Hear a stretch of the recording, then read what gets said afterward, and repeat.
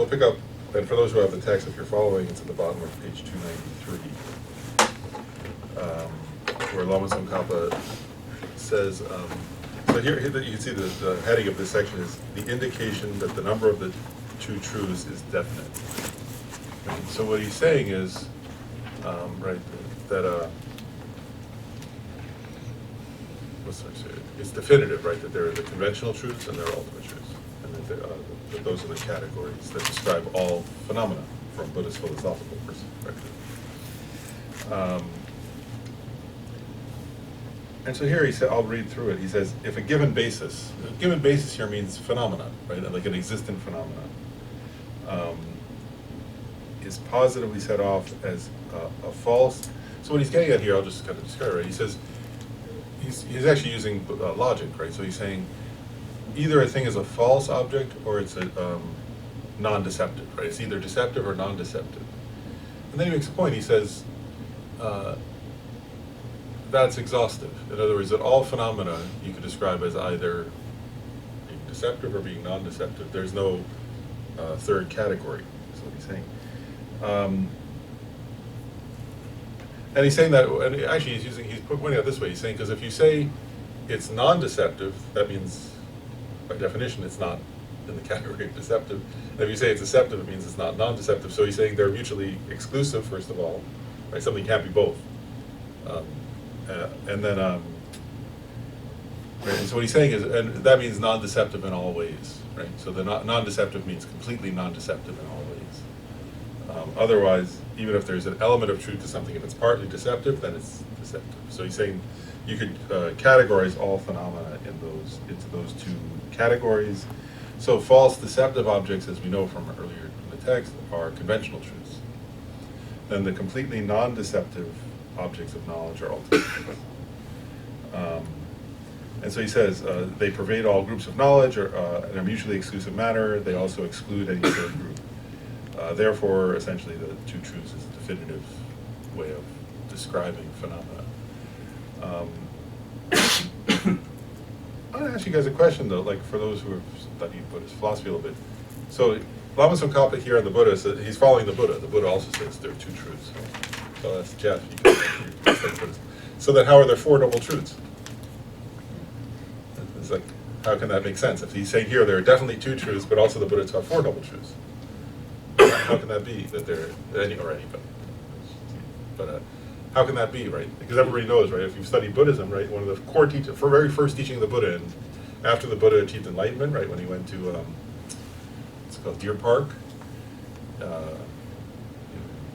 You got to the Deer Park. He was in Bodh Gaya, and then he walked to Deer Park, and he taught the first sermon of the Buddha was the Four Noble Truths, right? It's just a subset. How so? How do you fit the Four Noble Truths in? Subset of conventional truths. So is there no ultimate truth in the Four Noble Truths? Well, everything has an ultimate truth. But in terms of the teaching, okay. I mean, you're right. You're right that it would have to be that, wouldn't it? That the Four Noble Truths would have to be able to be subsumed under the two truths, right? And ordinarily, when it's taught, what they say is that so the first noble truth, the truth of suffering, is definitely conventional truth. The truth of the cause of suffering, right, mental afflictions and karma, is definitely conventional truth. They say that from a Majjhimaka perspective, the truth of cessation is an ultimate truth, and then the truth of the path is a conventional truth. So that's the way from a Majjhimaka perspective, when they categorize the Four Noble Truths into the two truths, that's how they do it. Other schools would do it differently, actually. They wouldn't. So, but Prasangika Majjhimikas consider cessation an ultimate truth, not conventional truth. So that's how they would categorize that. It has to be presented in such a way that us conventional folk can understand it. Right, yeah, and that's, Lama Tsongkhapa gets into that quite a bit earlier in his text, doesn't he, where he points out, like, that's where, oh, actually, that was the previous section, the concordant, right, that there are things that are concordant with the ultimate truth, but when we talk about them, so if you talk about, like, an Arya's meditative equipoise on the ultimate nature of reality in a totally non-discursive way, when we're talking about it, that's what we're talking about is an ultimate truth, but since we're talking about it in conventional terms, it exists conventionally, that's what they say at that time, for the person who's talking about it. But the actual experience is not a conventional truth. And also, my thought was like, when we say Four Noble Truths, we're talking about the first turn of the wheel. But when we say two truths, we're talking about the second turn of the wheel. Okay. So it's subsequent in nature. Oh, I see, the presentation was something. Yeah. Yeah, again, one thing I'll say though is like, you know, you could also talk about, like in the third turn, you really talk about the three natures. But all of it, if you're thinking from a perspective of the Prajnaparamita, then you would say the three natures can be subsumed under the two truths. If you think about the Four Noble Truths, can be, you know, anything can be. So when you're looking at all phenomena from the perspective of the second turn of the wheel, the Prajnaparamita Sutras, the Nagarjuna's philosophy, then you would say anything can be viewed anything can be categorized as into two truths. Yeah. What is that two truths again? So the two truths are conventional truth Emptiness and ultimate. okay. Conventional truth and ultimate truth. Yeah.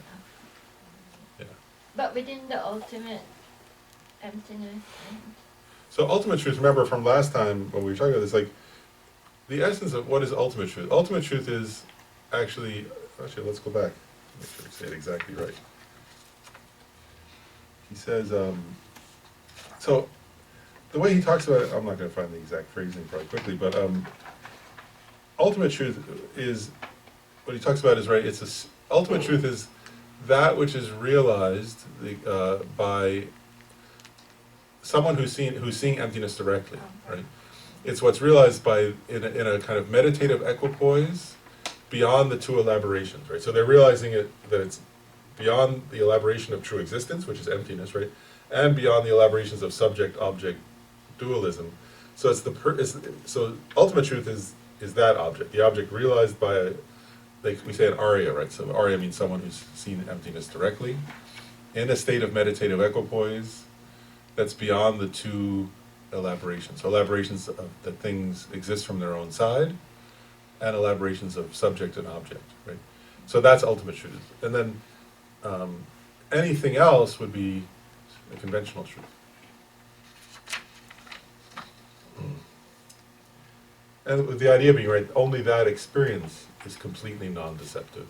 Everything else has some, either gross or very slight element of deceptiveness, according to Buddhist philosophy, or Buddhist teachings. Next, Tsongkhapa just says, he often does this, because you've been studying for a while, right? Like, where he always quotes either sutras or Indian commentaries, because Tsongkhapa always points out he's not just making this up, it's not his personal sort of thing, right? So he quotes the Meaning of the Father and Son Sutra, which says, in this manner, the Tathagata realizes the two truths, conventional truth and ultimate truth. Objects of knowledge are also exhausted in these conventional and ultimate truths. And then he quotes another text, the Noble Concentration Definitely Showing Suchness, which says, everything is a convention or likewise an ultimate. A third truth whatsoever does not exist. And there are many other quotes like that, but he often does that, right? So pointing out that he's not just, what's the word? That these teachings come from the Indian tradition. Then the next heading is establishing the validity of the need to become skilled in these two truths, right? So he's saying now, he's going to explain, like, why is this important, essentially, right? Why do you need to know about this? So he says, it is said that if you know the division between the two truths, you will not be confused about the words of the sage, whereas if you do not know it, you will not know the essence of his teachings. Moreover, you need to know it in accordance with how the protector Nagarjuna settled it. And then Chandrakirti, right, who's one of the most famous followers of Nagarjuna in Buddhist philosophy. Actually, I want to pause there, though, and then I'll explain this quote from Chandrakirti, right? What Tsongkhapa here is saying is quite important, just that paragraph, right? Because what he's saying is, if you don't understand this, in one way, it could just seem like a categorization, right? Which it is, right? It's phrases, it's terms. But what Tsongkhapa is pointing out here is if you don't understand this point that there are two truths, right? Then when you read, what he's saying essentially is, then when you read the works of different Buddhist masters, or you read the texts of the Buddha, you're not going to understand what they're talking about, right? You're going to get confused. And so he's saying, why is it important to understand this categorization of the two truths? Is that way when you're reading a text, you can understand, well, which is this referring to, right? And he's given many, many examples as we've gone along of cases where people got confused, actually. So he's not just saying you might get confused, he's saying even Buddhist philosophers have gotten confused in the past, Tibetan philosophers, because they didn't understand, so like, for example, and he gives many, I'm just gonna give one example, right, where somebody will, actually, here's a very simple example, right, like, somebody will say, meditate on the nature of mind, which is clear and knowing, right? That's a common Buddhist instruction, it's Mahamudra instruction. Meditate on the nature of mind, which is clear and knowing, right? So then people will say, well, is that an ultimate truth or a conventional truth? Which is, and there are many people who thought that was a teaching on ultimate truth. Right? So they thought, if I just meditate on clear and knowing mind, I'll become enlightened. But that's not the cause of enlightenment, according to Buddhism. Meditation on the clear and knowing mind is this, Panchen Lama Lozen Choy Gyaltsen says, it's a skillful method for developing concentration. But emptiness is the ultimate truth. And only by understanding emptiness, which is the ultimate nature of mind, not the conventional nature of mind, right? So there are two different, if you can't differentiate the conventional nature of mind, which is something that's clear and knowing, and that's very easy to see, actually, right? No, it's not that easy. There's so many thoughts, it's hard to see. But if you stay with it long enough, that's much easier to see than emptiness, for example, right? And it's spacious, and it's a very calm state, and if people have an experience of that, and they can sort of meditate on it well, they might think they're enlightened. That's an example here, right? If you don't know the difference between the two truths, then when you read that instruction, it's a valid Buddhist instruction to meditate on the conventional nature of mind. But you'll think, somebody could get confused and think that's the ultimate truth, for example. Then they'll get lost in their practice, and they won't realize the actual cause of freedom from suffering. So that's an example. But there are many examples where if you misunderstand this point, then you don't, then when you read some instructions, you don't know how to interpret them correctly. Does that make sense? So that's why this is important, he's saying. Now he quotes Chandrakirti. And by the way, this is the text that Ken Srimsha will be teaching next month. It's from a quote from that text. It's a very long, beautiful text by Chandrakirti. So he said, first Chandrakirti says, outside the path of Lord Nagarjuna, methods for pacification do not exist. I just want to pause there. What does that mean? Like, outside the path of Lord Nagarjuna, methods for pacification do not exist. Because, like, I'm going to challenge that for a second, right? Like, there are lots of Buddhist teachers who are out who don't follow Nagarjuna, who teach how to calm your mind by developing concentration. Right? And they would disagree with Nagarjuna on philosophy. So what is the word? So, and you could say, in one way, well, that's pacifying the mind. Their mind's getting calmer by concentrating. Let's say, even like breathing meditation, right? Lots of Buddhist teachers teach that who have no connection to Nagarjuna, right? And breathing meditation does calm your mind, right? So I'm challenging for a second, asking, so is Chandrakirti wrong? Well, Or what does he mean by it's pacification? calmness, but it's not extinction. It's a whole different category of, what are we saying, pacification? Yeah, so in this context, you have to understand, right, you get it, right? What Chandrakirti is here, he's using the word pacification to mean the actual pacification of suffering by eliminating its cause, right? That it's one thing to kind of, what's the word, calm your mind down, or even to temporarily suppress our hatred or our pride or our jealousy, or, we can temporarily suppress them, but this pacification means to truly uproot them, right? To have a cause that can truly destroy the root of those mental afflictions. But you still haven't proved the point. What is what's going on? This is his assertion, I right? just wanted to Yeah, make no, sure that's not I yet proven. Understood. This is his assertion, that he's saying, I just want to be clear what he's asserting. He's not asserting you can't calm your mind without knowing Nagarjuna's thought. He's saying you can't eliminate the root cause of the mental afflictions and suffering without understanding the path taught by Nagarjuna. So that's his assertion in that first sentence, that's all. My take here is, Dr. Lauren, I think it's almost saying like emptiness, the root of all afflictions, outside of Nagarjuna's recommendation and being able to see emptiness. Yeah. There's no passage. That's right. Yeah. So then he says, those are corruptions of truth, of conventions and suchness. Through their corruption one cannot attain liberation. So here, this is Chandrakirti saying, any view that does not understand, any Buddhist teaching, let's put that, or any teaching in general, that doesn't clearly teach the meaning of conventional truth and the meaning of suchness, which is what Rajiv just said, emptiness, right? So that's a synonym, right? So he's saying here, any teaching that doesn't teach the meaning of conventional truth and the meaning of emptiness is corrupt, not corrupt, like not morally corrupt, but corrupt in the sense of it's like incorrect. You know, it's not ultimately valid, and therefore through it one cannot attain liberation. So that's what he means by now you see what he means by pacification. He means liberation from suffering, right? The actual liberation from suffering by eliminating its causes. So now he says, once conventional truths have turned into methods, ultimate truths will be produced from them. One who does not know this twofold vision enters bad paths of wrong conceptions. And so here, Chandrakirti is asserting an idea, again, so I just want to, going through it carefully, just to get clearly what Chandrakirti is asserting, right? What he's saying is, interesting point, conventional truths have turned into methods, right? So what he's saying there, right, is that if you want to understand ultimate truths, right, the only method actually to do so is by way of conventional truth. So you have to understand conventional truth first in order to understand ultimate truth.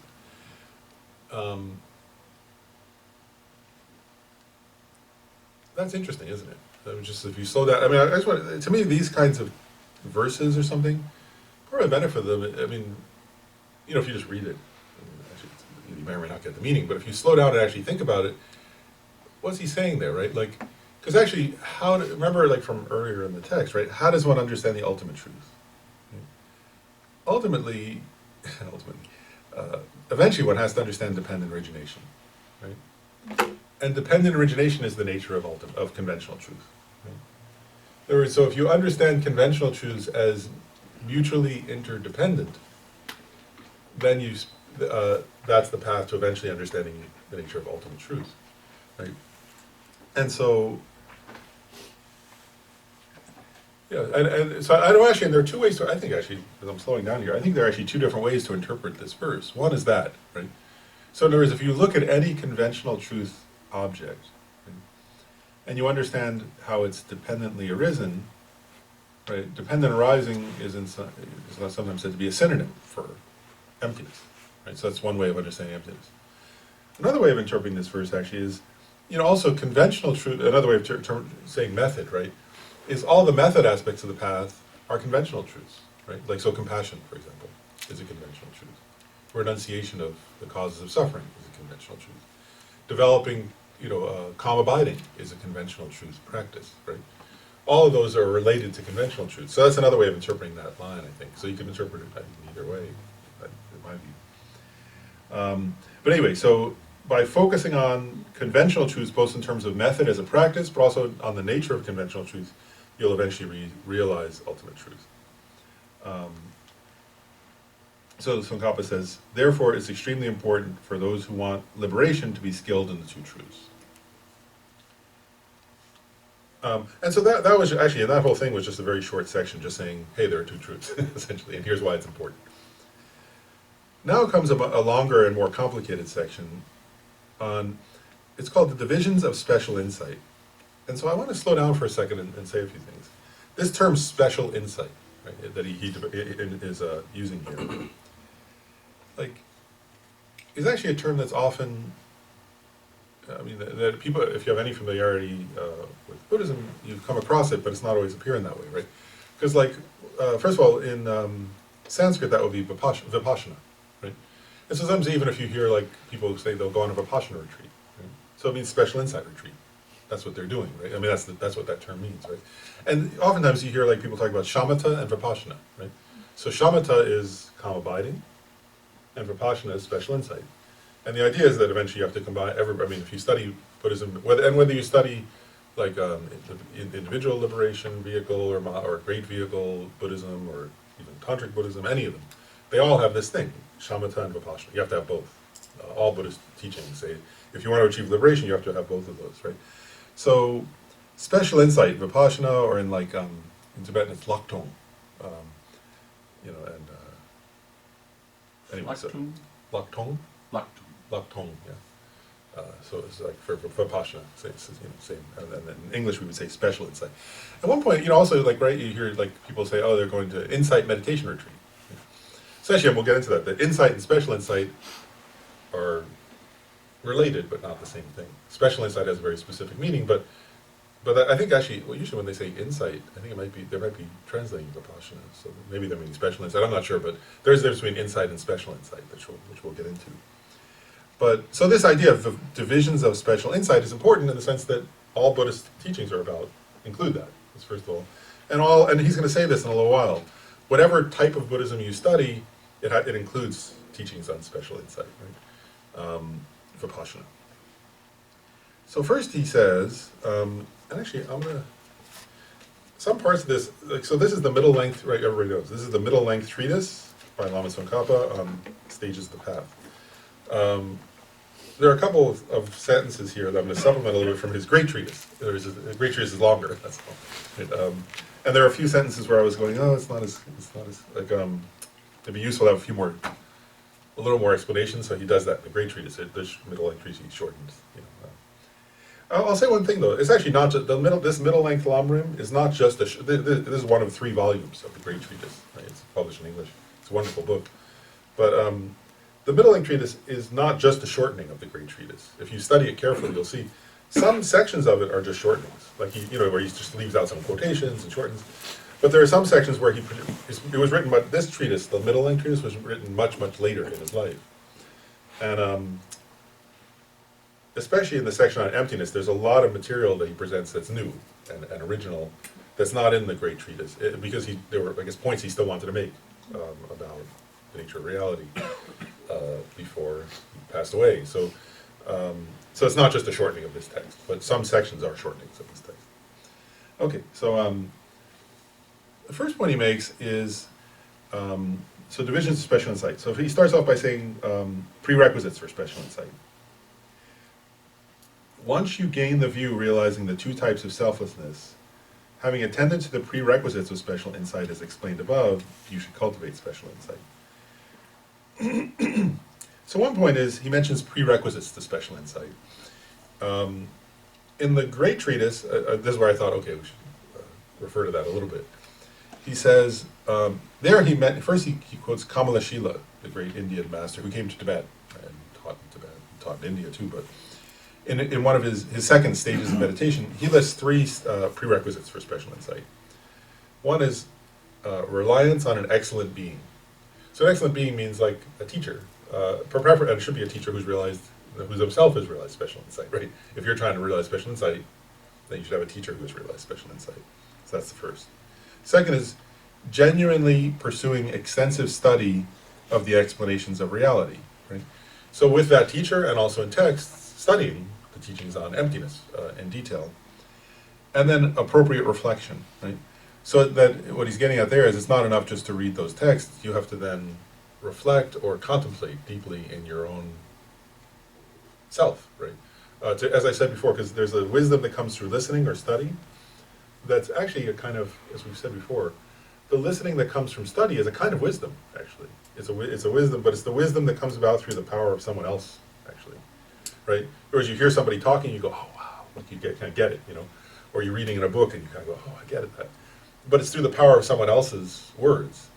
But then you know how it is, actually, if you listen to something and you gain an insight and then you walk away and you go, I've had that experience so many times where I'm like, no, what was that? Like, I can remember the experience and I'm like, what was that? It's like you can barely, it's ephemeral, And so you have to do your own now contemplation, right? And go back over it and see, well, what are my, and actually it's almost like, I think you have to almost like, Panchen Lama Losen Chogyaltsen has this beautiful text where it's called like a debate between ignorance and wisdom, essentially. It's not the literal title, and he does this process. It's actually describing a contemplation, where it's like he brings up, it's like he has 2 parts of himself, essentially, his wisdom mind and his ignorant mind, and they start debating, and one part is saying, oh, you don't know what you're talking about, like, actually, ignorance says to wisdom, like, you're irrelevant, nobody cares about you, look at this world, nobody's interested in wisdom, And then wisdom says, well, actually, if you look at this world, everything's nature is emptiness, and I understand emptiness. So how can I be irrelevant when even the people who are not interested in me, their nature is emptiness, which is what I understand. You know, so they have this long debate. But the point is, we have to do that ourselves. What it says here, appropriate reflection. The point I'm getting is, you have to then go, like, you know, if you hear like His Holiness the Dalai Lama give a teaching, right?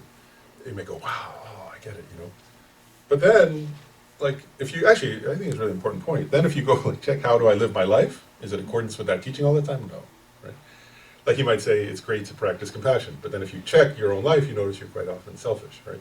So you think, oh, somehow I'm not exactly, not all of me believes what the Dalai Lama said. Some part of me believes it, but some part doesn't, you know. And so you have to contemplate, that's my point, right? You'd have to, and with emptiness too, right? If like you hear Khentsur Rinpoche teach that next month, you'll probably have some experience like, wow, oh, you know, he's a great teacher. But then, you know, when somebody cuts you off or something, are you seeing them as empty, or are you getting upset? You know, so then that means contemplate, right? You have to contemplate those teachings and internalize them more and more until you gain your own insight through your own power. Does that make sense? So that's important. Anyway, so those are one set of, what's the word, prerequisites for special insight.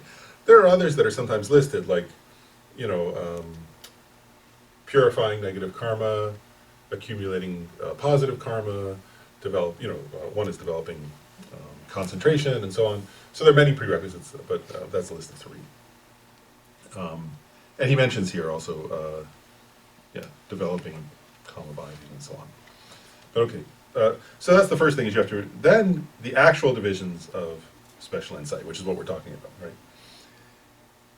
And now I want to explain this in detail in a way, because it's going to get, let's see if this is right. What he gets into next is from classical Buddhist philosophy, and let's see if this is right. If we go slowly through it, you'll see the relative. If we just cover it too quick, it'll just seem like some list of categories. But if you think about it, it's actually quite profound. So he says here a brief presentation of the divisions of special insight. And one thing I'll just pause here, like, you know, if you think, like, I mean, many of us have gone on retreats or, you know, things like that on Vipassana, right, or special insight. But what is special? Actually, what he's getting into is, what is special insight? You know, do you even know what that is? Right? And I'll share, like, I remember one point when Gyume Khentsur Rinpoche was coming, like, it taught on this, I realized, like, you know, this is like 11, 12 years ago or something. And I'd studied special insight at that point for many years, you know, and then when he was talking about the nature of special insight, I realized I'd never heard a definition of what, I was like, it just had never occurred to me. I was like, I'd been studying Buddhism for over 20 years, and Buddhist, you know, special at that point, and special insight is a very important topic. And I was like, oh, I'd never even asked, what is the definition of special insight? I'd never asked somebody that question even, so I didn't know what it was, you know, like, and then when he was explaining it, I was like, oh, you know, I had a wrong idea even about what special insight meant. And so, because how would you know, right? Like, anyway, so here it's going to be explained. So he gives a brief presentation, and then he's going to give a detailed, extensive explanation. The brief is, if you carry out an exhaustive division of these special insights, they are special insights of 4 natures, 3 doors, and 6 search modes. Does anybody, for anybody, is that totally clear now?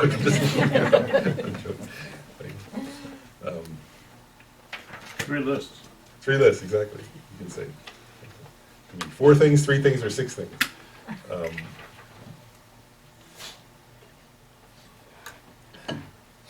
Okay, so now he goes through them in detail. So first he explains the 4. And so, first he points out something, which is this list is taken from the Sutra Unraveling Thought, or the Sutra Unraveling the Intended Meaning, or some different kinds of the Sramani Nirmochana Sutra. So, which Rajiv, you were mentioning. So that teaching, that sutra actually is from the 3rd turning of the Buddha. It's said to be a particularly important one from the 3rd turning of the Wheel of Dharma. But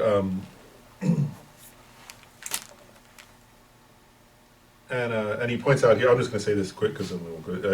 It's also taught in the Asanga's Shravaka levels, and in a text called Instructions on the Perfection of Wisdom, which is by what's his name? it'll come up later. But, so what are these four? I'll go through these four fairly briefly. So, and actually, if you study if you study those other texts, they'll come up again. But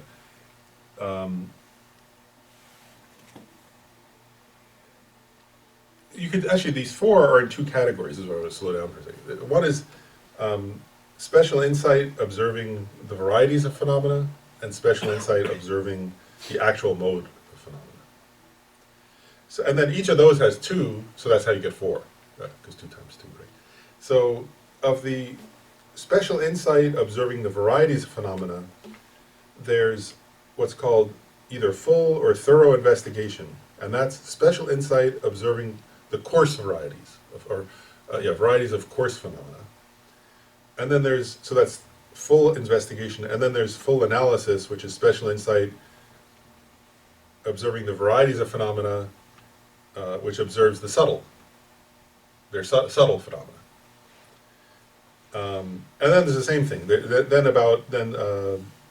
In terms of those, there are two observing, special insights observing the actual mode of phenomena.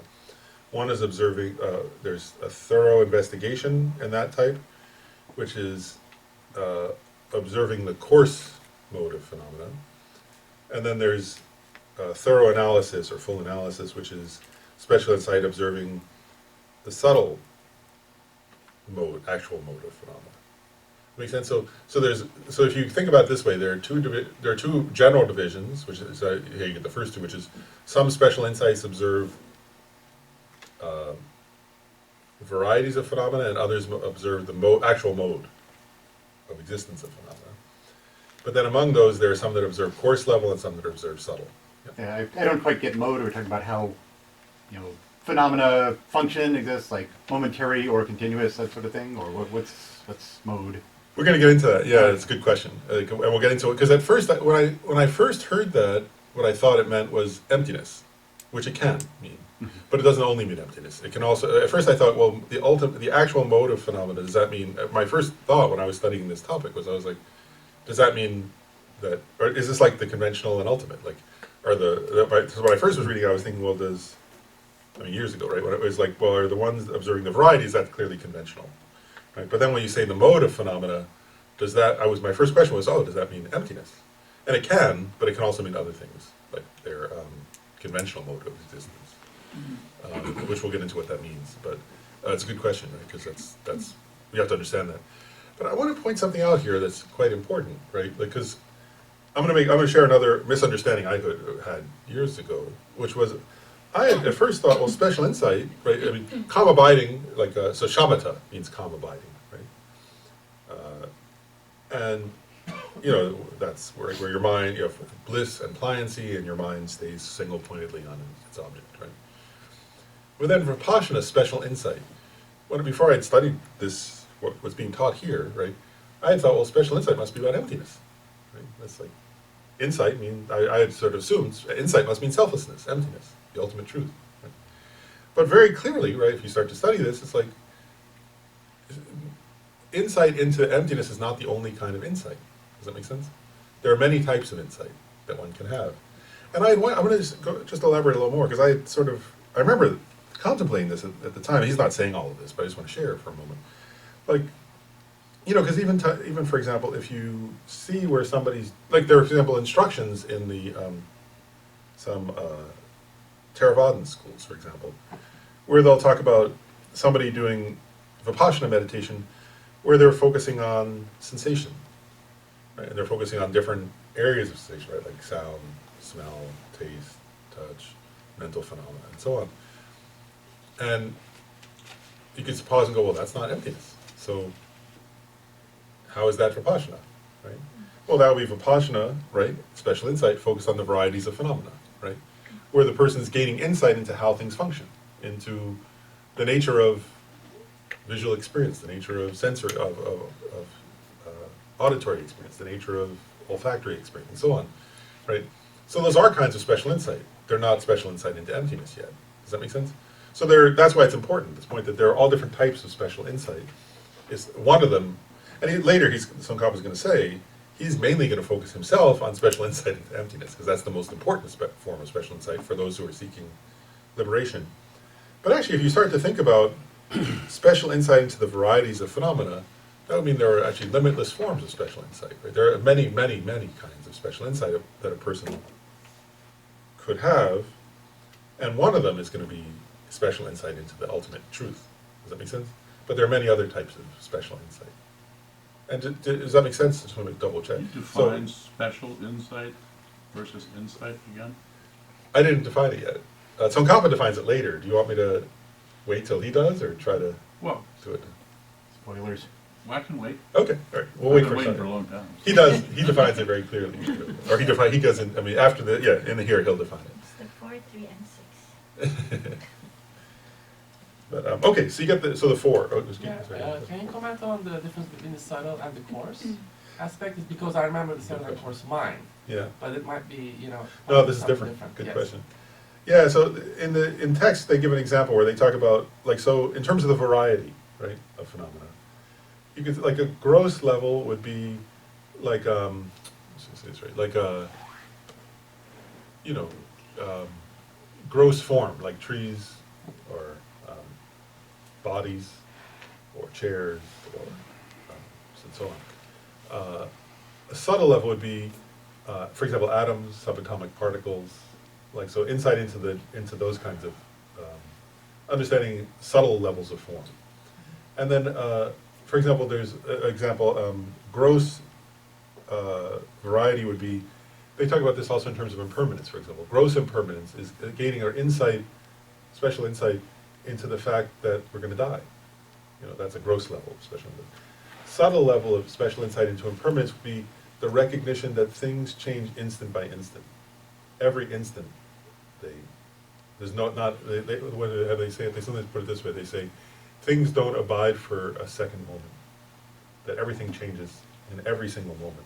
That's much subtler. You can see that. And so a person could meditate. You can see that's an example. Let's say so a person could meditate on gross impermanence and gain an actual experience where they realize, wow, my life is not permanent. I want to make the best use of it, and that would be very powerful because the person would then want to, every day. If a person had a true insight into that, they wouldn't want to waste any time. But that's also very different from the insight into subtle impermanence, where one recognizes things things appear to us.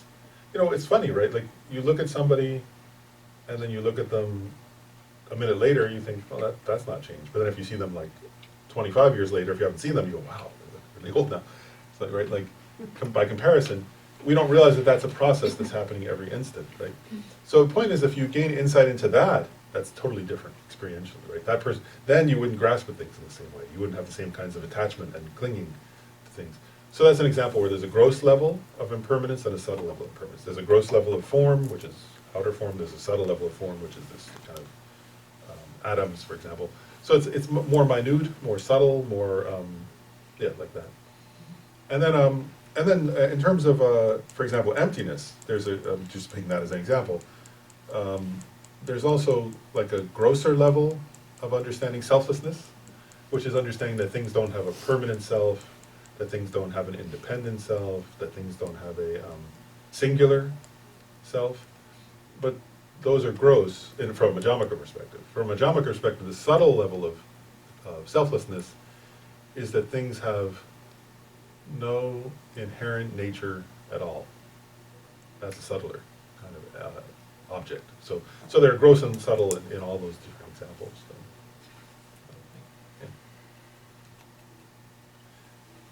Okay, so those are like general categories. And now, actually, you're going to see as we go along, to understand those well, if you come back to those later after we study the 3 doors and the 6, what do we call them? Switch modes. 6 search modes, then you'll understand those 4 in more detail even. So now the 3, an explanation of this 3, due to something called 3 doors or 3 entrance gates to special insight. And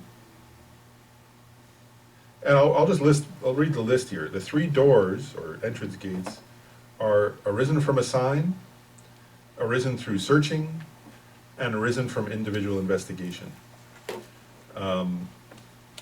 And to understand those really well, actually, that's where I want to turn. Let me combine what he says here and what he says in the Great Treatise. Yeah, Lama Tsongkhapa, the Great Treatise, the Stages of the Path.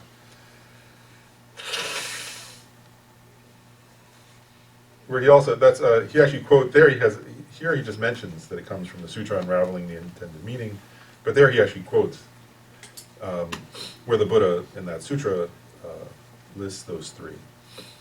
But so these are like, when you say doors, right, like doors or entrance gates, what he's getting at here, and you're going to see as we go into it, is how do you give, like, doors in the sense of how do you get there? How do you enter into special insight? How do you give rise to it? And so, the first, and I want to, actually I want to read a quote here. So regarding, so a quote where he's saying, he's talking about a Sangha and his Shravaka, meaning levels of the hearers, says, those at the stage of equipoise may attend to a teaching they have studied and memorized, or to personal instructions. This is attention, but is not contemplation, nor is it consideration, evaluation, or examination. It is involved only in the signs. So I'll explain now what that means and go into it.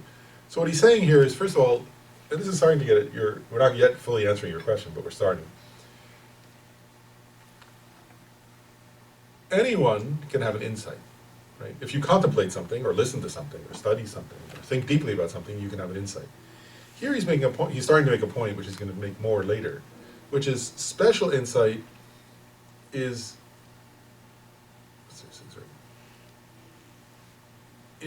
uniquely, it can only be accessed by someone who's already achieved karma binding.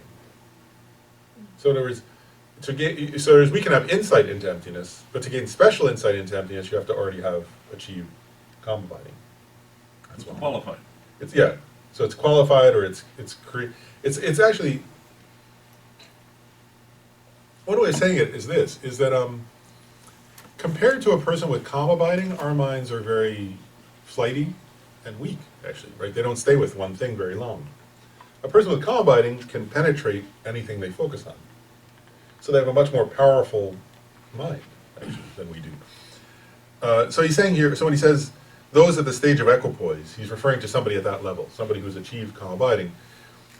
So that's what he's just mentioning that there. He's going to go into that more later. But so special insight is like insight for a person whose mind has that kind of power. That's one thing that's implied right there. But here, so the arisen from a sign, I'm going to combine the two different explanations now. What he's saying is, for such a person, right, who has karma binding, they can then bring to mind, right, like in a kind of simple way, some teaching they've heard, a verse of scripture they've memorized, a teaching of the Buddha that they've memorized, something, some topic from Buddhist teachings or philosophy, like impermanence, for example, right? Like what? Like impermanence, a teaching, like for example, a teaching on impermanence, or a teaching on selflessness, or a teaching on whatever topic. And you can imagine the person who has good concentration, calm abiding, can hold that teaching very clearly in their mind. And so what he says is, now I'm going to explain more in detail. So the person brings to mind a meaning, or an image, or words, or even an understanding of such a thing, and focuses on it without settling much about the meaning of it. They're not contemplating deeply yet the meaning of that thing. They're just sort of bringing it to mind. One does not investigate deeply, but simply applies a simple sign or reason or verse or phrase to bring that a meaning to their mind. And that's why here I'm going to read again what he said. So something the person has already studied or memorized. Then he says, this is attention to that topic, right? So they're paying attention with their concentration to that topic, but it's not contemplation. It's not consideration or evaluation or examination. It is only involved in signs, right? It's only involved in the sort of words and the meaning, or the general point. So that's that kind of, so this is one door to special insight. Does that make sense? So the person who has calm abiding just brings a topic to mind and sort of holds it in their mind and stays with it and sort of familiarizes, you can say familiarizes their mind with it or integrates their mind with it, right? And it becomes, and you can imagine that, like what's it say this right? Through the power of that person's concentration on that basic understanding that's not arisen, where they're not contemplating deeply, they're not analyzing, right? They're just holding it in their mind. And actually, we don't have calm abiding necessarily, but on a lesser level, we can all do that, right? You can just bring a teaching to mind and just sort of hold it there. Does that make sense? And that would be not fully qualified because we don't have calm abiding, but that would be like this, right? Where you would think, so you might just say like all things are impermanent. And just hold, if you hold that in your mind, that would be comparable to this, right? And you sort of, you just sort of like hold that there and try to let that be familiar. And the person with calm abiding, that could be a door to one level of special insight. So these are stages of realizing special insight, right? Yeah. Then, the second one is arisen through searching. And there the person searches and reasons to newly settle the meaning of a topic that was not ascertained before. And I'll read what he says here. So he said in the Lamrim Chenmo, in the Great Treatise, he says, as you move from contemplation to thorough examination, you are engaging in thorough searching. So that's what thorough searching means, the second type. To have an exact analytical discrimination of what has been determined. Oh wait, no, I don't want to go that far. So there, and I'll actually read what he says here too. So the idea here is, oops, the 3, there it is.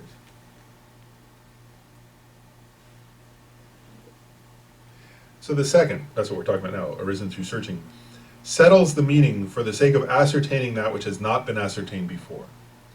So here, you're not just holding it in mind, right? You're contemplating it, you're analyzing it, you're examining it. And the idea here is that you're trying to give rise to a new and definitive understanding. Does that make sense? You can even say, like we talk about sometimes, which we'll get into later in the 6th. This is mentioned explicitly, but I'll mention it now briefly. Right, because there's a kind of valid cognition, valid perception. One is direct perception, but the second one is inferential reasoning. That one way of perceiving something correctly is through valid inferential cognition.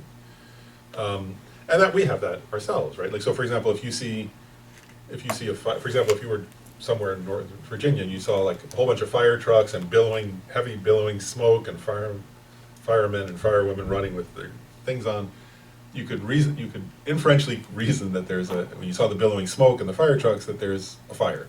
Right? Even if you don't see the flames, you can correctly cognize that there's a fire there. Right? So that's inferential cognition, which is a valid form of cognition. So here one is trying to give rise to a valid cognition through reasoning. Does that make sense?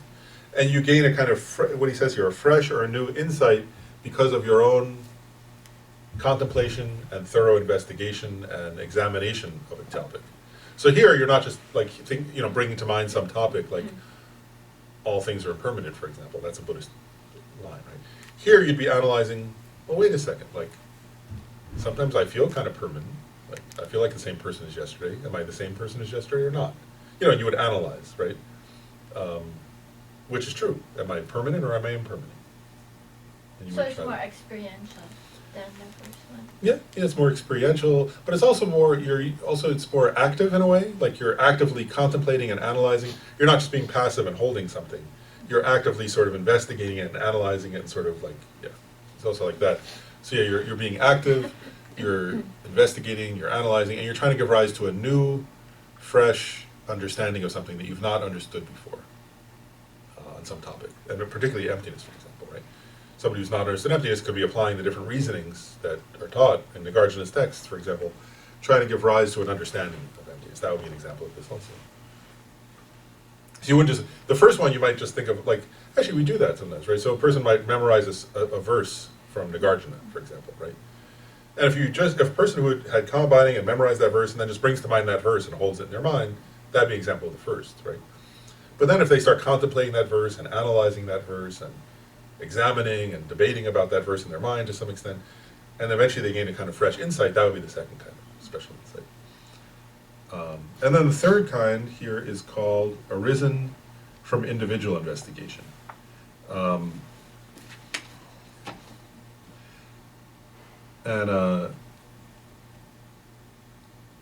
Actually, I'll just say it here.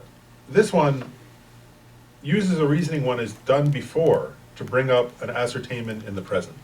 So, how does he say it in the actual text? The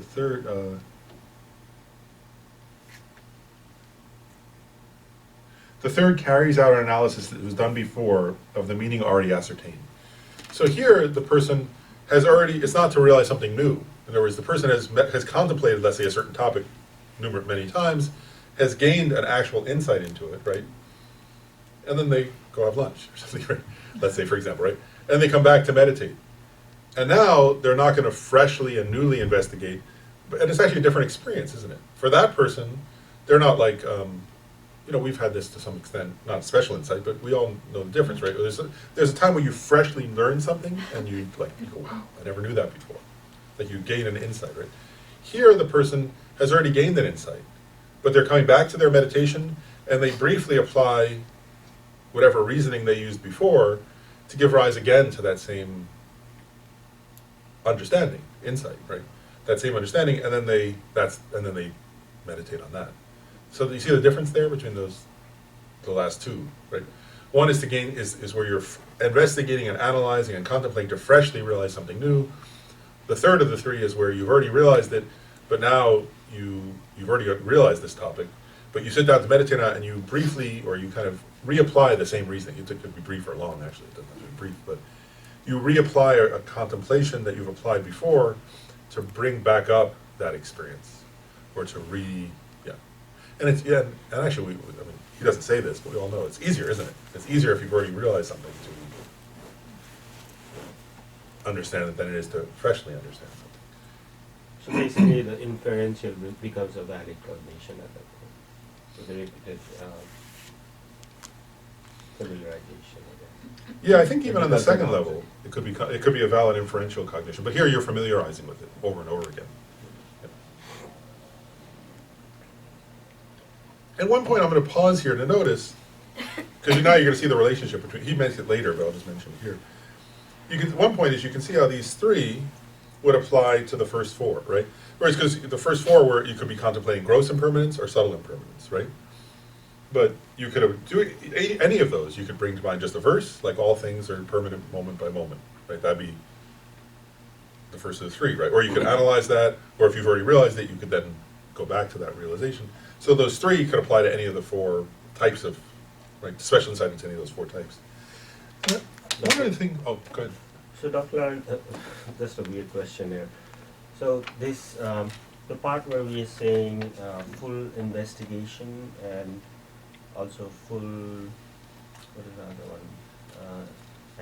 one? Analysis. I mean, in Abhidharma's term, it would be vitarka and vichara. And again, sleep and regret, those are the other two there, which could be wholesome, could be unwholesome. So a serial killer putting an effort into special insight could actually use the same mode of insights, actually. Oh, you mean in terms of investigating something? Yeah. Could be for wholesome, could be for unwholesome. Is that true? One point here, if you think about special insight, one point is that it's in the context of someone who's gained Kama binding. That's one point.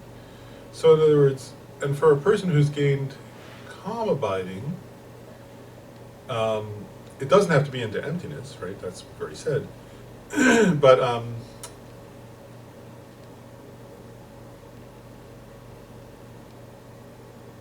just contemplating, could it be something negative for that? Whereas if the person who's doing the practice has gained Kama binding, could they be using that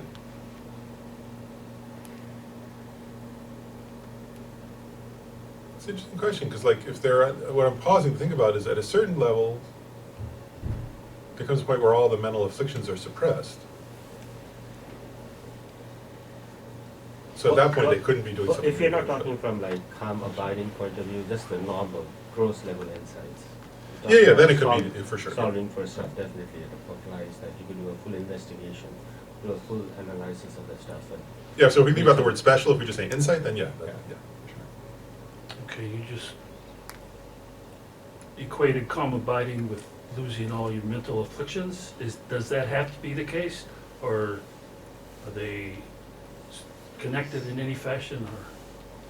Oh, what I was saying was that when one has achieved calm abiding by its nature, at least sort of temporarily suppresses the mental afflictions. So I would say, like, so it's not that they're eliminated from the root; they come back, but the nature of calm abiding is that the mind is so pacified and peaceful that, in other words, mental afflictions by their nature are agitating. So the person, you can't, like, so a person who's gained calm abiding through the power of their concentration, like, while they're practicing calm abiding, while they're in that state of calm abiding, let's say, their mind is so peaceful or so concentrated that they can't give rise to agitated states like mental afflictions, but they haven't permanently pacified them. They can come back at that point. Only special insight into emptiness will eliminate mental afflictions.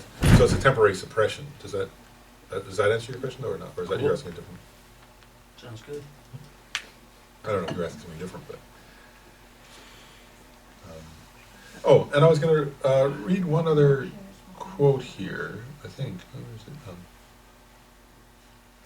Does anybody know about raw milk shares from Honeybrook Farms?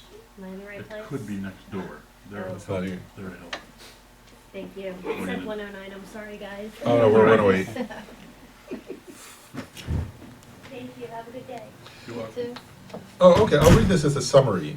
Just on this point of the three, just to summarize it, Tsongkhapa says here, to summarize, in the first of the three, you might, for example, observe the meaning of selflessness and attend to its signs, but you do not come to much of a conclusion. In the second, you come to a conclusion in order to determine what you have not previously determined. In the third, you analyze as before a meaning that you have already determined. So that's the same thing we've been saying, but that's just his summary. So these act as prerequisites, one to the next. He doesn't say that, but that makes sense, doesn't it? He doesn't explicitly say that, So you, but it's pretty clear that it would have to. Or, for example, you couldn't have the third if you didn't have the second, because you wouldn't have something to go back but also to. the sun. I mean, Yeah, you have to have something in mind in order to apply. yeah. So I agree. I mean, he doesn't say that explicitly. I agree with you. Yeah, it'd have to be.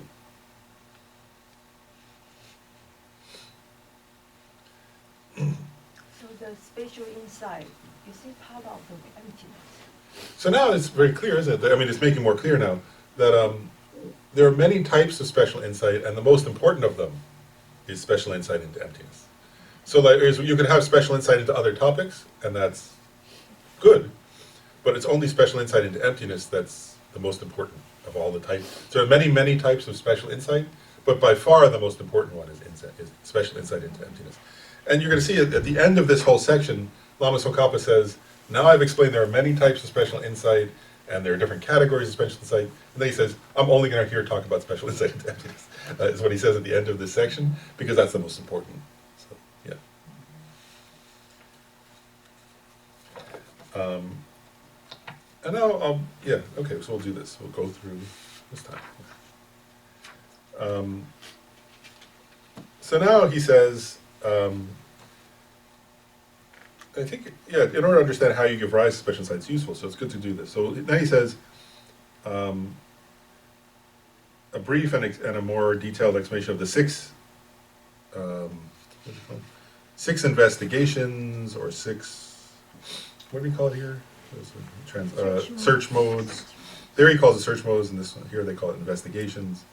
And first I'll just read the list of the names. So he says, the 6 search modes carry out a thorough research of meanings, things, characteristics, sides, times, as well as reasoning. And having sought them, also individually investigate them. Okay, so we'll go through them. So Some of them are quite simple, and then some are more complicated. But so these are what's the word? Modes of searching or modes of investigating to gain special insight. The first is very simple. The one called meanings. That one just is right. Well, actually, it says right here.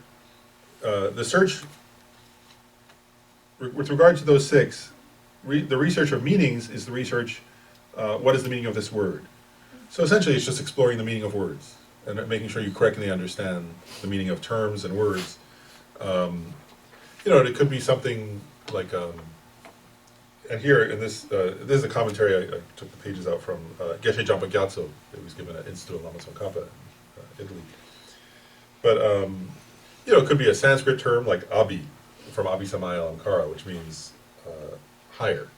Or it could just be the meaning of a pillar. What is a pillar? A pillar is something that holds up the roof, But so investigating the meaning of a term, that's that one. Very straightforward. The second is research or investigation of things. And here he says that is investigating whether a thing is internal or external.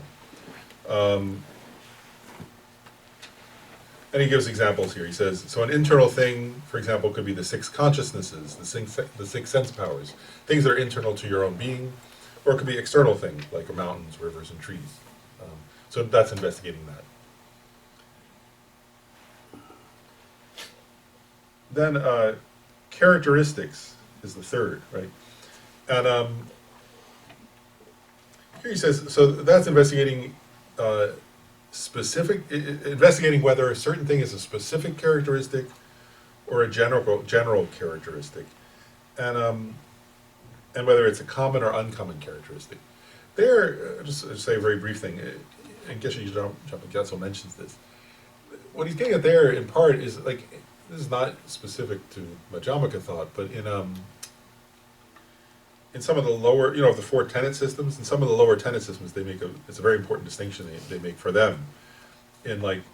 So this would be a form of meditation that would be emphasized if you were a practitioner of that, for example, the Sautantrikas, for example, which are a certain school of Buddhist philosophy, and practitioners who practice that, where you investigate that there are general characteristics and specific characteristics. So a specific characteristic, specific characteristic would be like a specifically characterized phenomena, for example, this person, right? And then if you were to make a general characteristic, generally characterized phenomena, like women, right? That those are two different types of categories. Does that make sense? And you could say this person is a woman, right?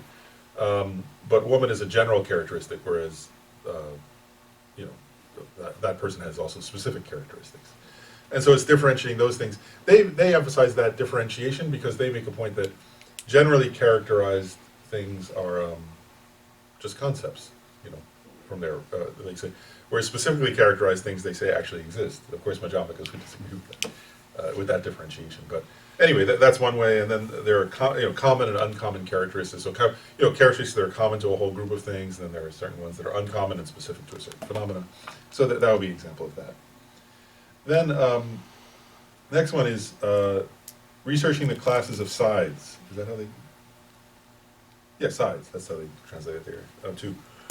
And what they're saying up there is, what they mean there is positive and negative, essentially. So that negative. So they're talking about negative things or faults. So we investigating the faults of negative things, like for example, killing, stealing, sexual misconduct, lying, things like that, right? So investigating and understanding the faults of those kinds of behavior, for example. That's an example. And then investigating the positive side, so investigating the positive qualities of love, or of compassion, or of morality, or of generosity. And so investigating those kinds of things, and understanding why, and actually, I just want to pause there. You get the point there. This is an important topic, isn't it? I sometimes think, what's there, say, right? Sometimes people, they read a teaching on those kinds of topics and they just go, oh, that's just whatever. That's not, it's easy or simple or it's just a list or something. But here what they're saying is, if you're really trying to cultivate insight, it's not enough. Like that would just be like the one where you're holding just the sign, right? Here you would actually investigate, right? Well, is that true? Why is it good not to kill? Why is it good to be compassionate? Why is it good to be loving? Is it really good to be loving? What makes love so great? You know, you would check for yourself, right? Until you come to your own insight, right? And until you gain your own personal insight in your own experience of why dedicating your entire being to love is a worthwhile thing to do. Does that make sense? Because it's one thing if somebody says, you know, every Buddhist teacher who teaches, right, will say, love is the cause of happiness, right? Love is a good thing. But here what it's saying is you have to investigate that for yourself. Does that make sense? And only when you investigate that for yourself will you and come to a conclusion about it and then familiarize with that conclusion, will your being be infused with love rather than just like Pamoka Rinpoche has that image. I always like that where he says, otherwise, if you don't investigate and meditate on these topics, he says it's like a really bad soup where the vegetables just float on the top, and then the soup tastes like water. And he says like it's not a very good soup. And then he says if you do this process, right, contemplating and then he says then it's like a soup that's cooked. You know, so I sometimes think like you could say for ourselves we could ask, well, am I uncooked or am I cooked on this topic? You know, you could ask that question. It means have I really contemplated and meditated on this, the benefit of those things, like the faults of, you know, the same thing, right? Like we do that, or don't we? We're like, it's, like if you ask in general, is lying good? Most people, I guess, you're supposed to say no. But it's an investigation without standards, though, without a definition of how to do that analysis, right? Oh no, in this context, so you would use, like, so you would go, like for example, you would, in the example with karma, so you would go back through all the teachings on karma, right? Like, why is it, like, so you would contemplate what are the environmental results, you know, how does karma function, what are the, what are the results of such actions, and you would actually investigate, if you think about the teachings on karma, I'm just giving this example, like with, let's say, with any of those, pick stealing or lie, killing, let's say killing, right? Mm-hmm. So you would actually, investigation, then there would be, you would go back through those teachings, you would say, well, okay, so first of all, the motivation, right, is a mental affliction. And then you would say, so, like, you can actually analyze, right? Is the mental affliction peaceful or unpeaceful? So you'd recognize your own experience. Wow, the very beginning, from the very beginning of the first thought to do that action, my mind is agitated. Then you investigate. The whole time I'm doing the action, my mind is agitated. Then at the conclusion, you know, how does it feel to have killed? Well, at first there might be some excitement, but then there's immediately, right, there's either fear of getting caught or there's whatever, all the different things that come. The fear of your own conscience, or whatever. You would analyze your own check. You would check up for yourself. And then what's the karmic results of that? You would investigate, like there's the throwing karma, there's the environmental karma, there's the, you know, all different kinds of karmic, sometimes 3 or sometimes 4 kinds of karmic results. So you would analyze all those, and then you would come to, and you have to check for yourself, do I agree with those things? Do I think that's just made up? Do I actually believe that's true? That'd be the investigation, for example. Or with love, right, there's all those teachings then, like, the teachings on the benefits of cherishing others and the faults of self-centeredness, and so you would use that. So whichever topic, you would use the set of teachings, and then you would say, do I believe those teachings or not? And you have to check. That's the individual. That's the hard part. It's the individual investigation. So you don't see that as at all tautological, just kind of knowing the answer before you investigate. I mean, in that sense, the examples that you gave, you're looking to justify that love is good, killing is bad. I mean, you're starting off with the conclusion. No, that's true. I'll share, like, just a reflection on that for what it's worth. Like, part of what I think actually, I haven't thought about it. Like what we have to do in our own, if we're doing it well, these kinds of contemplations, it should be kind of like what the monks, Gelugpa monks, for example, do at the debate courtyard. And I often think back to many examples of this, but one I think of is one of my early teachers, like who was Geshe Jampa. I don't know if you met him many years ago, but I remember him talking about just his own experience, where he said, like, he was one time at the debate courtyard, and they were debating on whether or not there's karma in past and future lives. And I guess he chose for, like, the person to debate with was, like, the best in his class. And that person took the position that there's no such thing as karma, because that's what we were just talking about, that's why I thought of it. There's no such thing as karma, there's no such thing as past and future lives. And like, he chose that person because part of it was like, he wanted to really, it's like he thought that person will really bring up every good argument for there not being, you know.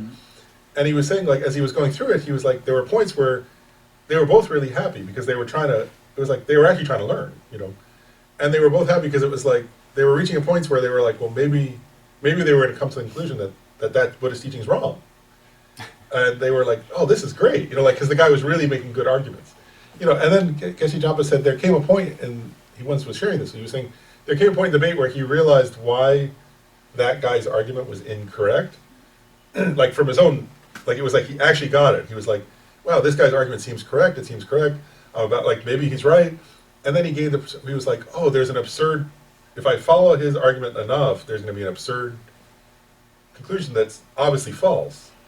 And it was like he had this experience where he was like, and then he said that, and then like they were both laughing, I guess, or you know, it was like, but it's supposed to be like that, I think, where it's like you're really sort of investigating and will, you know, like that's where I think the Dalai Lama, where he talks about being willing to say Buddhist teachings are wrong if you can prove they're wrong, kind of thing. That you have to go to that, you know.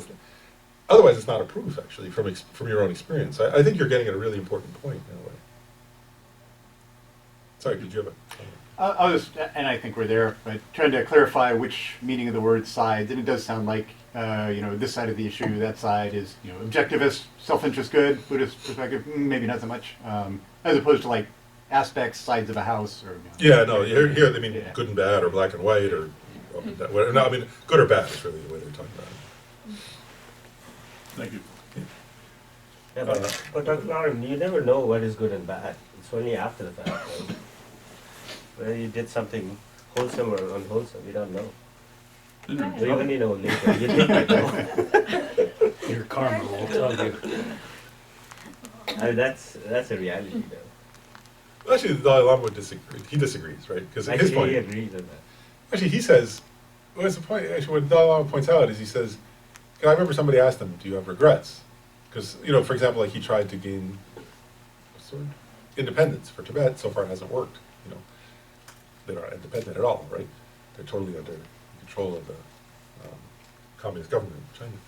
But his Holiness pointed out, he said, if your motivation is good, this is actually the Buddhist teaching on karma, right? He says, if your motivation is good, and if what you do is in line with your own best ability at that level, at that point in time, to reason for what's good, then even if it doesn't work out externally, you could have no regrets. It was still a positive action. And that's what they mean here. In other words, that from a karmic perspective, if you, for example, if you do an action with a pure motivation and with the best wisdom you're capable of, then from this definition, that's a good action. Okay. Whether it works out, you know, so for example, if you try to help somebody out of love and with the best wisdom you have, well then if they would like say reject your help and it doesn't work out, that was still a positive action from a karmic perspective. So that's what they're talking about in this case, not an external result in this immediate result. The fifth category in this list is researching of times. And that's where you can investigate the past, the present, and the future. And so, and actually, Geshe Japa Gyatso gives examples where he says, you know, it could be, in a Buddhist context, like you could be studying about the future Buddhas, Maitreya, and so on. But he says also you could be studying, you know, you could be contemplating, for example, a war that happened in the past, historically. That's the past, right? So you can be contemplating something about the meaning of that. You might come to a good conclusion about the faults of war, for example. But so that'd be contemplating the past, present, and future, and sort of looking at those kinds of events.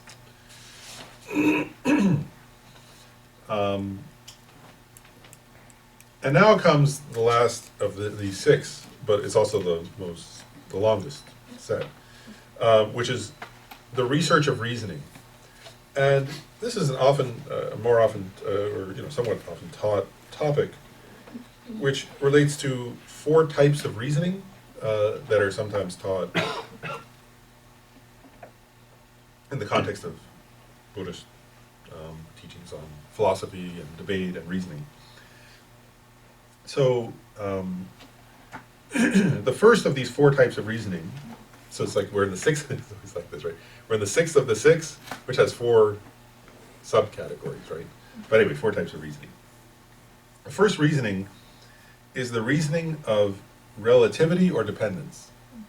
And that's where you reason, he says that briefly here, but I'm going to go into a little more detail.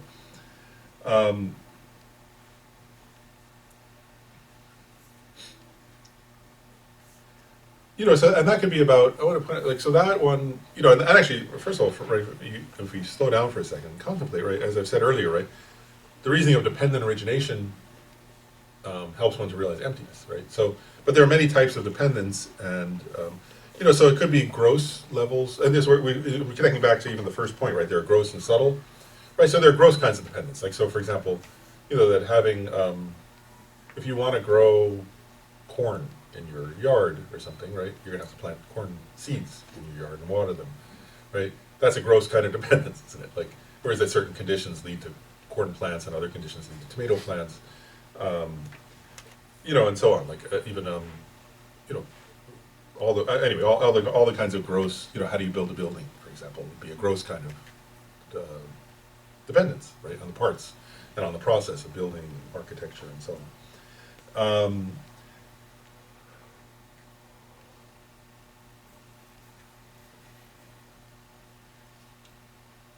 Then you could also understand, like, that example I gave earlier, right? He's giving different examples here. He's saying, like, if you understand that smoke comes from fire, right? That smoke arises in dependence upon fire, and then you can use that for reasoning, right? That if you see smoke, there's fire. Or like the same thing with like seeds and plant, right? If you see a plant, then you can reason that there was a seed in the past. So you can use those. The reasoning of dependence allows you to understand certain relationships between phenomena.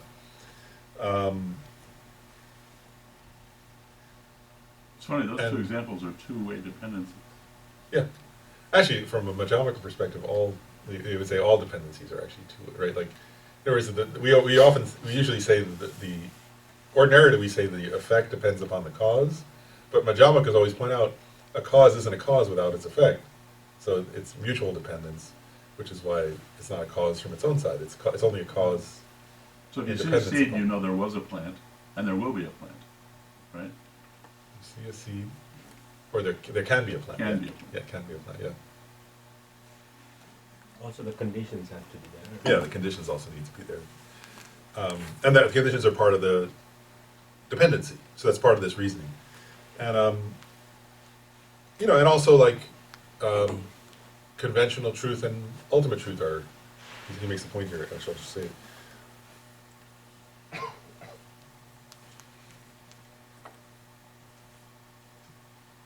Yeah, anyway, he makes the point that that if you understand this point about what Jeff was just saying is that mutual dependency, then you'll also understand emptiness. That's the point Geshe Jumper also makes. But okay, so that's the first of the 4 types of reasoning. The second of the 4 types of reasoning is the reasoning of performing a function. And this is where, like, you understand that. I'll just read what he says. For example. Fire performs the function of burning wood or fuel or houses. Water can perform the function of flooding or cleansing. All compounded phenomena have their specific functions. He said, even our fingers, you can see what are the functions of how does our hand function, all different things, how they function. So one searches and analyzes this phenomena. This is a functioning thing. These are the functions that it performs. And again, if you think deeply enough about that, you start to realize functions are, again, aren't they? They're interdependent, right? Like, whereas fire can only burn wood in dependence upon the existence of wood, right? And fingers can only grasp something in dependence upon the thing grasped, and so on. So, anyway. But here you're analyzing functions. Then the third type of reasoning is, and this is what I mentioned earlier, the reasoning of proof. And this gets at, that there are 3 types of valid cognition. I mentioned that a little bit earlier, right? So the first type of valid cognition, which is a proof, is direct perception. So there's, if you see something or hear something, or if you directly perceive something, then you know it exists. Does that make sense? That's one way of validly knowing that a certain thing exists. And you can see it with your mind also. Like, so for example, like, cause for example, if you say to somebody, if I were to say to you, are you feeling angry? Well, that's not you don't see that with your mind, you see it with your, you don't see that with your eye, you see that with your own mind. But a person can validly know, I'm angry, and that's a valid cognition, right? It's a mental valid cognition. So anyway, one type of valid cognition is direct perception. Then a second kind of valid cognition, and these are ways of validly knowing truth, right? So the first is that. Second is inferential, right? And that one is what I said earlier. It's where the example I gave about the fire. Right? If you see billowing smoke, you see firemen, and you see a huge amount of smoke coming, you know that you can know validly that there's a fire there. Right? There are countless examples like that, right? Like, for example, even just if I were to say to you, is there electricity involved in this light? You can't see right now the flow of electricity through the wires, but if you've studied, a little bit of, if you studied in schools, a little bit of, if you turn the light switch off and on, and you've studied even a little bit, you know that you can validly, what's the word, infer that there's electricity involved in that process. More magic. Or magic. Or you can have a direct experience by touching the Yeah, socket. then you'd have direct cognition. If you want to double check your inferential cognition, that could be dangerous. But it could be like I have a liver, lungs, or whatever. I Yeah. haven't seen it. Yeah, even if you haven't seen it. So with the direct cognition, it can also be a conventional truth, right? So With which? the direct cognition, it can be a conventional truth. Yeah. So physical realities or emotions that you were talking about, Yeah. Conventional. there can be conventional. And eventually you can have a direct perception of emptiness too. So both are possible. Yeah, Okay. eventually you can have both. And also with inferential cognition, it can be with regards to conventional truth or emptiness. Yeah. And the last kind of these three, the last type of valid cognition, here he says through valid scripture. I want to present it in a slightly different way. But this one I would say is through the power of renown. And that's where I'll give an example of this one. It's like where if somebody were actually just the other day it happened. Like I was asking my mother about something before. Like I had an operation when I was an infant, and I said to my mom, "What happened?" And she said, "Oh, you went to such and such hospital. It was in Queens. This doctor did this, that." I can't remember any of that, right? But I've known my mom since my whole life. I know that she wouldn't lie about something. There's no reason for her to lie about something like that. So when she says, I had the operation at Booth Memorial Hospital, I go, okay, it was at Booth Memorial Hospital. I can know that's true. Her memory's okay for things of that type, so I can trust that. Right, so my point is, and there are many things like that we know through the power of renown from someone we trust, and in a context where we can validly see that they're not lying or making it up. Yeah, this one's kind of dangerous though, because of a lot of people to misuse it Yeah, it's in true. Buddhism, Yeah, everywhere. So everywhere. we're Yeah. not special. I agree. I think that I personally that's my own personal. I personally agree. So this one can be dangerous, and then I agree with you on that. But and then in this particular context, they talk about reliance upon They use the example. They particularly emphasize because of the context of special insight. Reliance on the Buddha as the source of that kind of information. So that there are certain and they give examples. There are certain traditional examples where the Buddha says that certain points about karma that you can't know through your own. They're not subject to direct perception or to inferential cognition for someone like us. So you can say, well, if you're going to know that, it has to be through the power of renown that the Buddha said that was true, and you trust the Buddha in some way.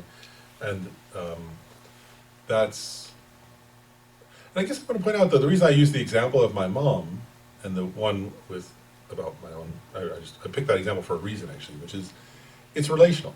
This is my own observations. This one is the third of the three kinds of valid cognition is relational, and you have to really.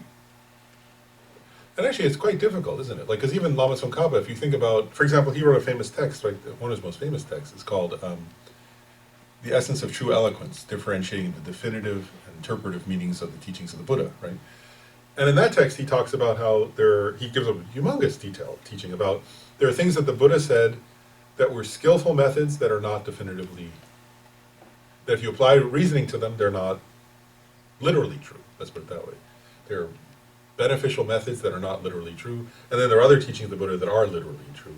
And it's they call it hermeneutic, right? Hermeneutic text that's analyzing how do you differentiate interpretable, he calls them, like meaning that they're useful teachings that are subject to further interpretation, and then there are definitive ones where there's nothing further to say about them. They're definitively true. So Lama Tsongkhapa says, in that text he's pointing out, even the Buddha, right? There are things that you have to understand. How do I differentiate those things? So then, anyway, so I mean, even in regards to the Buddha, that Tsongkhapa points out that's true. But at the same time, he's saying here that there are times where through one's relation, if one has that, I guess if you have a kind of relationship to the Buddha that Tsongkhapa did, which is I guess maybe comparable to, I'll give you the example of my relationship to my mom, who I've known. Then there comes a point where you can at least trust certain things, right? That, okay, this person said that, there's no reason. There are other things my mom might say where I would think, well, I don't know, maybe she forgot.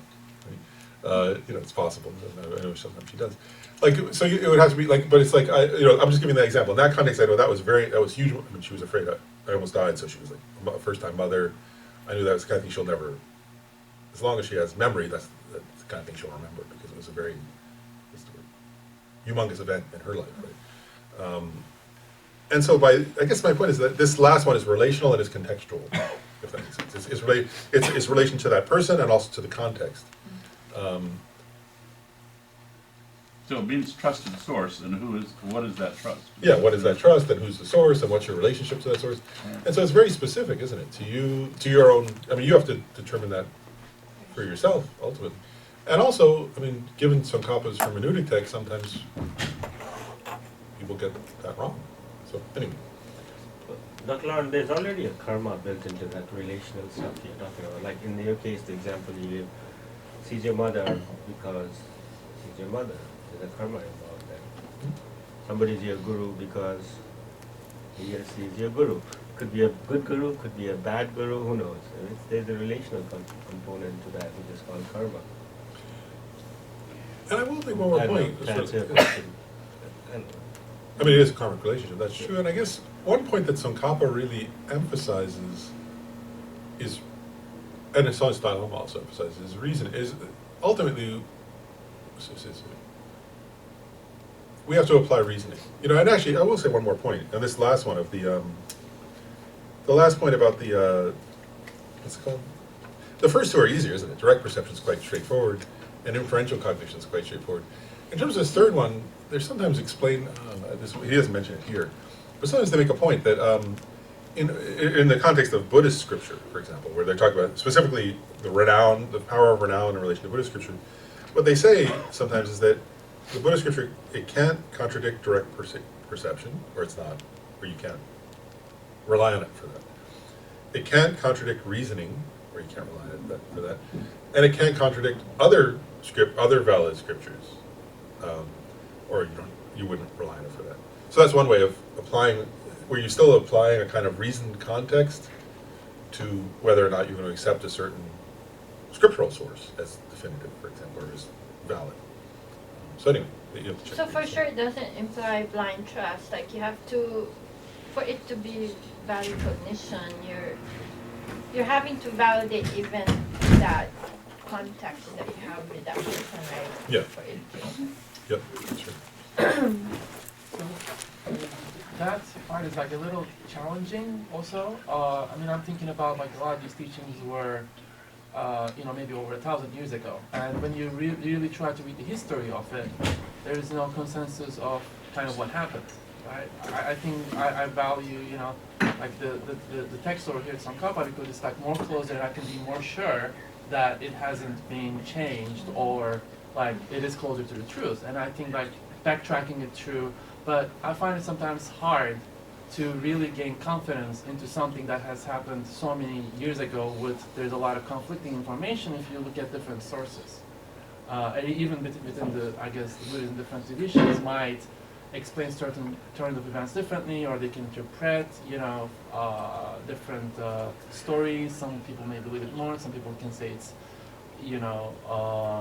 more contextual, or you gotta see different ways. So it's become a kind of challenging way of like a perception for me. And I think it's also very useful for the study of Buddhism and like what happened. It kind of helps you gain confidence. And it's one of the reasons I like also hearing from you, because you bring a lot of that, you know, context and history and like what is the continuation of events that we can be more sure of the source of it. Yeah. Well, one last point I'll make on this notion. You know, I don't want to. I mean, that the third of these three types of ways of knowing. I don't want to overemphasize it, to be honest, because one last thing I'll point out is that you know, Buddhism never says like just believe it because the Buddha said it. Like that's not the Buddha's teaching, actually, right? And so there's one point is that part of this third one, though, is I think actually it's to analyze. This is what we're getting at, really. I think actually. So if you think about it in terms of like what this means actually for us, let's say, I actually think the point, you know, because like, you know, there's a famous quote, right, where the Buddha said, he said to people when he was teaching, actually, the Buddha himself said, "Don't believe my teachings out of respect for me. Don't believe them because I'm essentially famous or something." And then he said, check them the way a person who, like a goldsmith who's in the shop, who's in the marketplace, checks gold. And then he says by cutting and by burning and by, and you know, all kinds of investigation. And so his point was, I mean, so the Buddha himself said that, and Tsongkhapa very much followed that approach, right? The Buddha's approach was not like, so the Buddha never said, believe it just because I said it. You know, the Buddha's idea was that, and this idea of cutting and burning and all that are metaphors, right? They're saying, you know, check it against your own experience. Check it against reasoning. Check it against, and that, you check it against what you observe of others' experience, for example, right? All these kinds of things. And that's what I mean by relational in a way, is like, even teachings that are, what's the way to say, right? Like, teachings that are not impossible to know, they take a lot of investigation, actually. Like, there is like, so, I mean, even the one I mentioned earlier, right? That self-centeredness is destructive and love is good, right? That's the Buddhist teaching. Right? I think actually, for an ordinary person, like that takes years and years of contemplation to figure out, because actually, like, if you think of, I'm just giving an example of that one, right? Like, You can't even many people will tell you selfishness is better. You can't even tell your friends. They think you're crazy when you talk like that. Yeah, and so there's not going to, and you have to, and you're allowed to disagree. I remember actually, I was very relieved by this. One time, Kyumei Kensho was teaching at my house, and some of you know Wilson Hurley. He was there. We were both there, and a few other people. And Kensho Rinpoche said, it was very fun to me. He said, "Selfishness is good. Why am I wrong?" And Wilson and I, who both studied for a long time, we were arguing for love being better than selfishness. And then at a certain point, I was like, "Oh, Kensho Rinpoche is a really great debater." And he started laughing because he said, "I'm winning this debate." You know, we were all like acknowledging he was winning the debate. And I was like, bad, you know, but like, he was trying to point out, he's like, you haven't contemplated this. I mean, to me, it was a very gentle, kind way that Kensho Rinpoche was pointing out, you know, well, you guys are Buddhists, so you would say, oh, it's good to be loving, but you haven't really contemplated this enough yet. Because, you know, whereas if we had, he shouldn't have been winning the debate. Right? But he's also a very good debater. And so the point is like, even that teaching, right? Like, you have to really check, right? Like, very deeply, you know, like, why is that good? You know, why is that correct? Is it correct? Is it wrong? Do I disagree with it? And so my point is like, I think actually, and so I think, so that's the main context of this.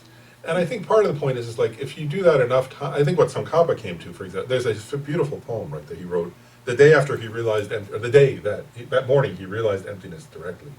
And then he wrote this poem, a praise to the Buddha for teaching dependent origination, where after decades of contemplating the meaning of emptiness and investigating it and misunderstanding it and then studying it again and then contemplating it again and all that for decades and decades, he finally directly realized emptiness. And he wrote this poem praising the Buddha for teaching that, how dependent origination is the meaning of emptiness, and emptiness is the meaning of dependent origination, and beautiful, beautiful poem. And I guess my point is like, for someone like that, right, I think, who has that level of, where he investigated each of those investigatable teachings of the Buddha, you could then see how, I think someone like Tsongkhapa, for example, could then say, could have a relationship to the Buddha like the relationship I have with my mom. In other words, where he understands the Buddha, he understands the Buddha's intentions, he understands where the Buddha is being skillful and where. So anyway, I think that's a different relationship he had. For example, he clearly had a very different relationship to the Buddha than most people. But anyway, so that's again, and the last thing I'll say is, so to me, this is a point to contemplate. Whereas, do you have a relationship to the Buddha where you would trust something the Buddha said because the Buddha said it, or not? And why would you trust that? And it shouldn't be blind. If it's blind faith, then it's not Buddhist. Actually, it's not. That's not actually, because then it would be contradicting another scripture, right? The Buddha said, "Investigate." So anyway, you have to check for yourself. You develop your own relationship to that. But then the fourth. So that was the third, right? So the fourth. Oh yeah. So there's a fourth kind of.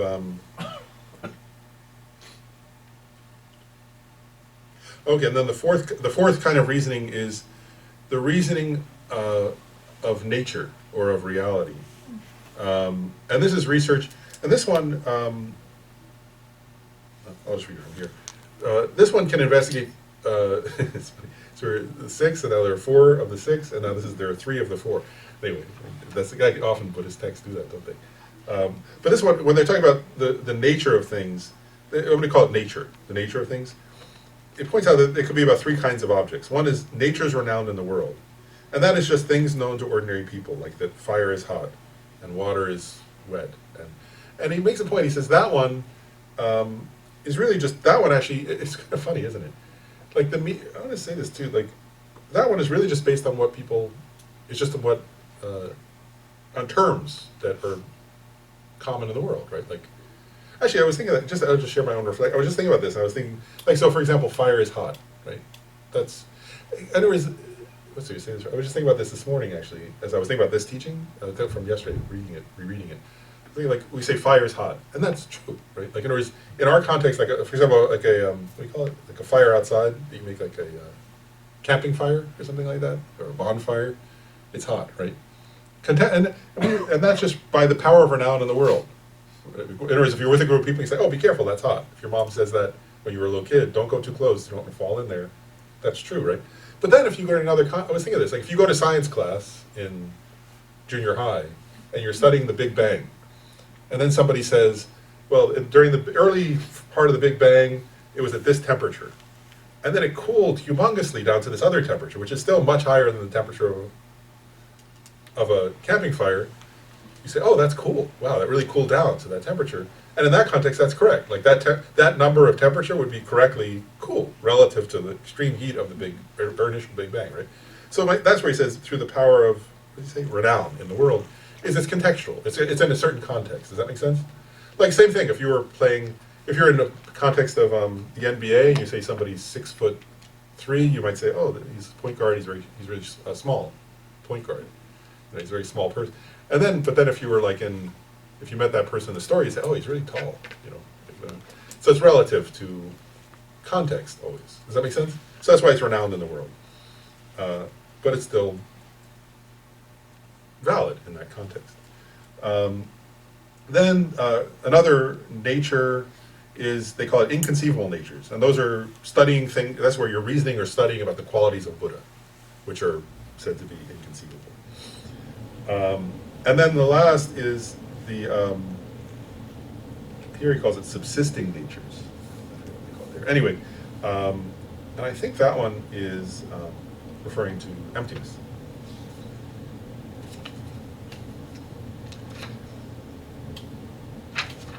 Okay, so now we covered the 6, the 4, and the 3 and the 4.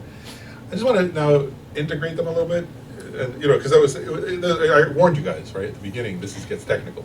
Often this section is quite technical, but I guess the point I want to go back to now is this. There are a few key points. One is, do you see now how, for example, the 3 ways you could contemplate, first of all, right, there are the 3 doors to special insight, could apply to any of these different topics, right? You could apply those to, dependence, for example. You could apply them to different ways of knowing, all these different, so that they're not like mutually separate or something. They're connected, and you could do those on different topics, like as you asked about the gross level of varieties or the subtle level of varieties, you can apply them to the gross level of the mode or the subtle level of the mode of things and so on. And so you could do that in any of those. So one is they're all interconnected, these different explanations. Another point just in general though is that you see now that like special insight, like, so if somebody were actually in deep meditation and were practicing special insight, they could be, the most important version, going back to your question, would be on emptiness, right? But it could be about the nature of, like a person could be practicing that on impermanence, right? Or they could be practicing it on the nature of all these other examples that we've gone through, like a bodhisattva might be, might contemplate that in relation to time, or in relation to good and bad karma, or in relation to the nature of love, for example. And one can have insight into those different things, is what this is saying. Okay, so that's that. And then he says, and anyway, so then he talks here about the how these, which I won't go into detail, but he talks about, so the gates of the four special insights explained first are three in number, right? So those three, through signs, through investigation, and through whatever it is, deeper investigation, the three kinds of door, right? You can apply to any of the four, he's saying, which we just said, right? And the three doors and the six researchers are included in the former four, right? So that's what I just pointed out. Then Asanga's Shravaka level, in that text by Asanga, the Shravaka levels, is said the four types of mental attention. Oh, okay. Actually, this is important, so I'll just read this quote. This can be mentioned very briefly. So in Asanga Shravaka levels, it is set forth that the four types of mental attention explained in the section on calm abiding, tight engagement, and so forth, are common to both calm abiding and special insight. Therefore, the four mental attentions are also present in special insight. And I'm just trying to decide whether to explain that more here or later. But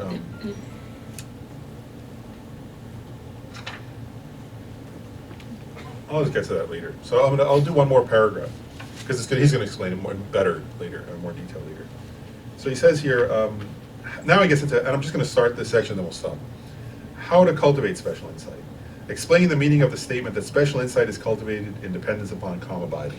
And Jeff, this is what getting to your question. So he says here, in the Sutra Unraveling the Intended Meaning, it says that special insight should be cultivated later, after calm abiding has first been accomplished.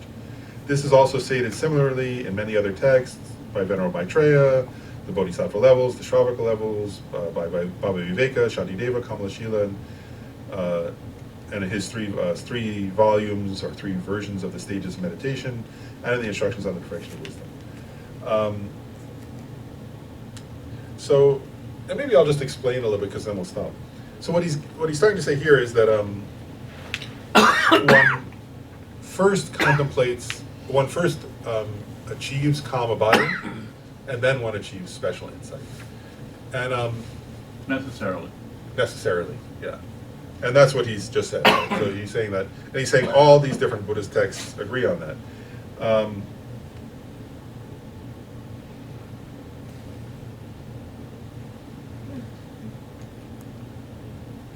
And here he says a point in the next paragraph I just want to point out. He says, calm abiding and special insight are not differentiated by the way of their object of observation.